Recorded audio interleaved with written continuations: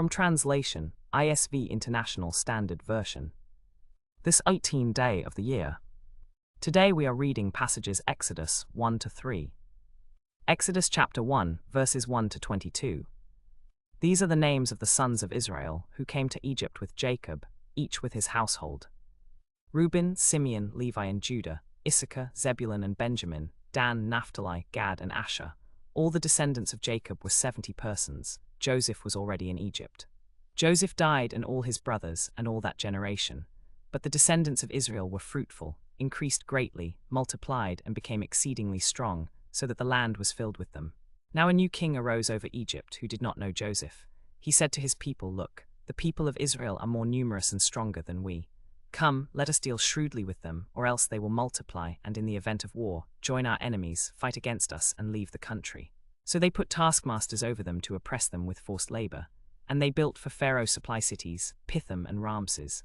But the more they were oppressed, the more they multiplied and spread, so that the Egyptians came to dread the people of Israel. The Egyptians ruthlessly imposed the people of Israel to make bricks and mortar, and to do all kinds of work in the fields, and in all kinds of construction projects. They made their lives bitter with hard service, in mortar and bricks, and in all kinds of field work. They ruthlessly imposed them with forced labor. Then the king of Egypt said to the Hebrew midwives, one of whom was named Shiphrah and the other Pua, "When you help the Hebrew women give birth and see them on the delivery stool, if it's a boy, kill him.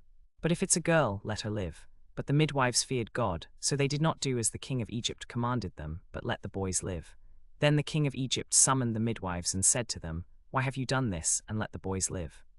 The midwives said to Pharaoh, "Because the Hebrew women are not like the Egyptian women, for they are vigorous and give birth before the midwife comes to them." So God dealt well with the midwives. And the people increased and became very numerous. Because the midwives feared God, he gave them families. Then Pharaoh commanded all his people, "Every son who is born to the Hebrews, you shall throw into the Nile, but you shall let every daughter live." Exodus chapter 2, verses 1 to 25. A man from the household of Levi went and married a daughter of Levi. The woman conceived and gave birth to a son. When she saw that he was a beautiful child, she hid him for 3 months. But when she could no longer hide him, she took for him a papyrus box, coated it with asphalt and pitch, put the child in it, and placed it among the reeds by the bank of the Nile. His sister stood at a distance to see what would happen to him. Then Pharaoh's daughter came down to bathe in the Nile. Her attendants were walking along the riverbank. She saw the box among the reeds and sent her female slave to get it. She opened it and saw the child, and behold, the baby was crying. She had compassion on him and said, "This is one of the Hebrew children."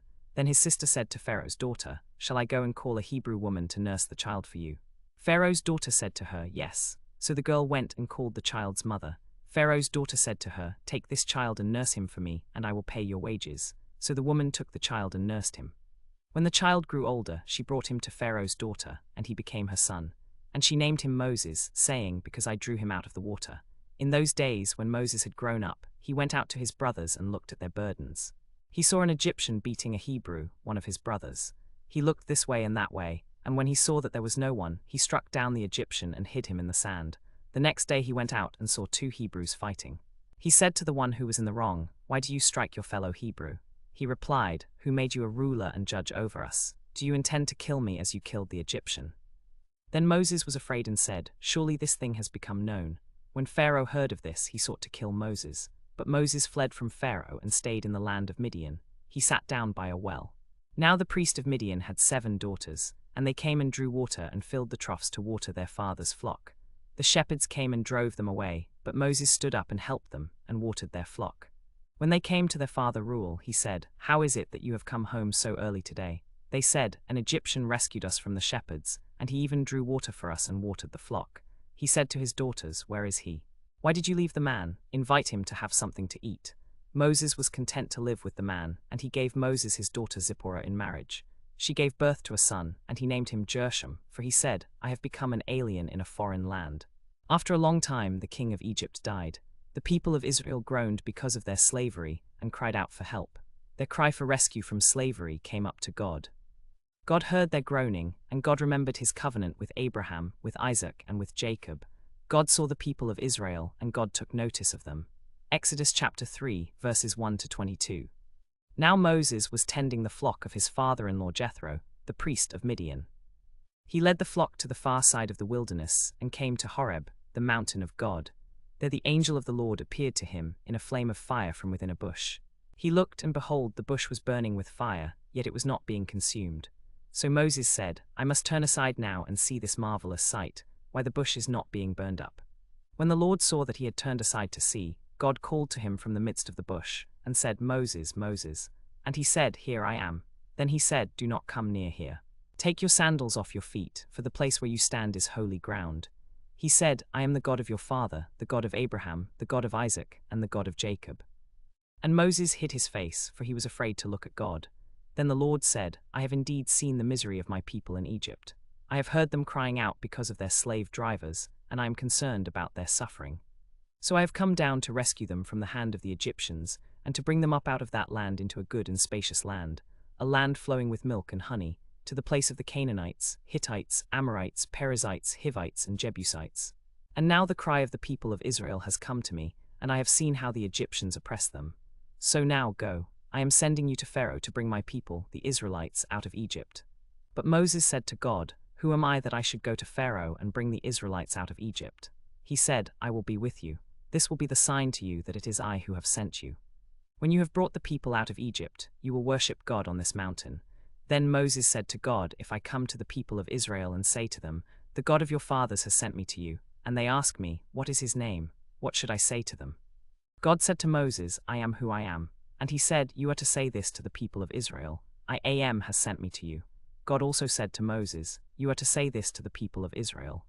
The Lord, the God of your fathers, the God of Abraham, the God of Isaac, and the God of Jacob, has sent me to you. This is my name forever, and this is how I am to be remembered from generation to generation. Go and assemble the elders of Israel and say to them, The Lord, the God of your fathers, the God of Abraham, of Isaac, and of Jacob, has appeared to me, saying, I have indeed observed you and what has been done to you in Egypt. And I have said that I will bring you up out of the misery of Egypt into the land of the Canaanites, the Hittites, the Amorites, the Perizzites, the Hivites, and the Jebusites, a land flowing with milk and honey. They will listen to your voice, and you, along with the elders of Israel, are to go to the king of Egypt and say to him, The Lord, the God of the Hebrews, has met with us. Now let us go a 3 days' journey into the wilderness, so that we may sacrifice to the Lord our God. But I know that the king of Egypt will not let you go, except under compulsion. So I will stretch out my hand and strike Egypt with all my wonders that I will do there. After that he will let you go. I will put this favor in the hearts of the people, so that when you go, you will not go empty-handed. But every woman shall ask her neighbor, and the woman who lives in her house for their silver and gold jewelry, and for their clothing. And you shall put them on your sons and daughters, and you shall plunder the Egyptians.